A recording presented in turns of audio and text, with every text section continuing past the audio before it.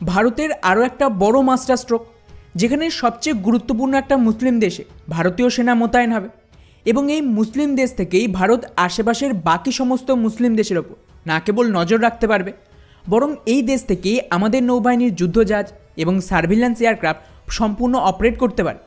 ফলে স্বাভাবিকভাবেই এটা কিন্তু চীনের যে স্ট্রিং অফ পালস স্ট্র্যাটেজি তার ওপর বিরাট বড় একটা ঝটকা, এবং ধীরে ধীরে ভারত একের পর এক আইল্যান্ড দেশ হোক বা মুসলিম দেশ এখানে নিজেদের যে সেনাবাহিনী তাকে নামাতে শুরু করে দিয়েছে।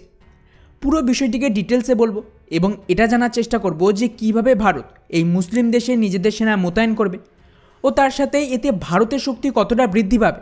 জানতে হলে আমাদের আজকের এই ভিডিওটিকে শেষ পর্যন্ত দেখতে থাকুন। বন্ধুরা, এই রিপোর্টটা দেখুন।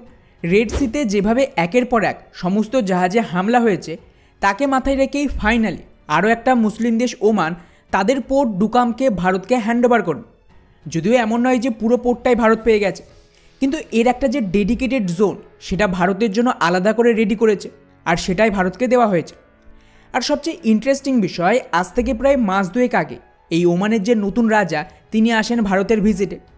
আর ওই ভিজিটের দরুনই কিন্তু ভারত এই প্রস্তাব দিয়েছিল যে আমাদের এই পোর্টে একটা পার্মানেন্ট প্রেজেন্স চাই। কেন এই ম্যাপটা দেখুন, এটা হলো ওমানের পোর্ট। এর যে লোকেশান সেটা কিন্তু স্ট্র্যাটেজিক্যালি খুবই গুরুত্বপূর্ণ। মনে করুন যে যদি এইখানে আমাদের নৌবাহিনীর একটা পার্মানেন্ট প্রেজেন্স থাকে, তাহলে ওদিকে ইরানের তরফে পার্সিয়ান গালফ আর গালফ অফ ওমানে ভারত কন্ট্রোল করতে পারবে। এদিকে এখান থেকে রেড সি এবং গালফ অফ এডেন অনেকটাই কাছে, তার উপর আবার ইয়ামেনের একদম পাশেই রয়েছে ওমান। ফলে ওমান থেকে ইয়ামেনের হুদি রেবেলসের ওপরেও নজর থাকবে। ফলে বন্ধুরা, ওমানের এই যে নতুন রাজা তিনি ভারতের ভিজিট করতে মাত্র 2 মাসের মধ্যেই ভারতের এই ডিমান্ডকে পূরণ করে এবং এই পোর্টের একটা স্পেসিফিক এরিয়া ভারতকে দিয়ে দেয়। যদিও বন্ধুরা এটা নতুন নয়, আগেও ভারতীয় নৌবাহিনীকে অ্যাক্সেস দেওয়া হয়েছিল এই পোর্টে, কিন্তু মুশকিল হলো তখন কেবলমাত্র ভারতীয় নৌবাহিনী ওখানে ডক করা বা রিফিউলিং এবং ছোটোখাটো সাপোর্ট পেত, কিন্তু এখন এখানে ভারতের একটা পার্মানেন্ট প্রেজেন্স থাকবে। কিন্তু এবার এখানে ডেফিনেটলি আপনাদের মাথায় প্রশ্ন আসবে যে ভাই আচমকায় কেন এই আরব দেশ বা এই মুসলিম দেশগুলো ভারতের নৌবাহিনীকে নিজের দেশে অ্যাক্সেস দিচ্ছে থাকার জন্য। তো বন্ধুরা, এর আগে আমি বহুবার বলেছি যে ভারত ধীরে ধীরে ভারত মহাসাগর আর আশেপাশের যে রিজিয়ন তার মেন পাওয়ার হয়ে উঠেছে। আর যেভাবে আগে আমেরিকা এই রিজিয়নের কন্ট্রোল করত, সেই পজিশনে এখন ভারত নিতে চাইছে।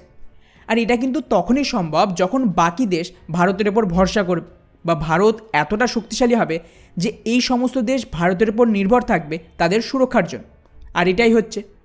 এই মুহূর্তে ভারতীয় নৌবাহিনীর ওপর সবচেয়ে বেশি ইনভেস্টমেন্ট করা হচ্ছে এবং ধীরে ধীরে এই পুরো রিজিয়নের যে সুরক্ষার দায়িত্ব সেটা রয়েছে ভারতের ওপর।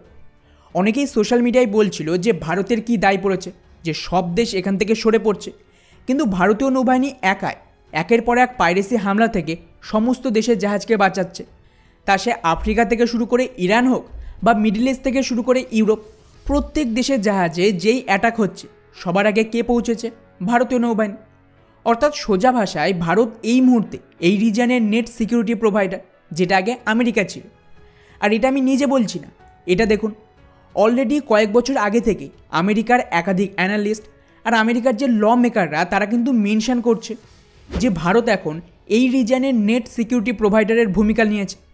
আর এই কারণেই কিন্তু আমেরিকা ভারতের সাথে ইন্দো প্যাসিফিক পলিসিতে কাজ করছে, যাতে এই রিজিয়নে ভারতের সমর্থন থাকলে ওদের জন্য কিন্তু খুব একটা থ্রেট হবে না, যেটা ভারত এখন রেড সিতে হামলায় প্রমাণ করে দেখালো। আর এখানেই শেষ নয়, আপনারা যদি লাস্ট 7 থেকে 8 বছরের পুরো সময়টা দেখেন, তাহলে ভারত একমাত্র দেশ যাদের সেনা সবার আগে পৌঁছেছে অন্য দেশে যারা বিপদে পড়ে।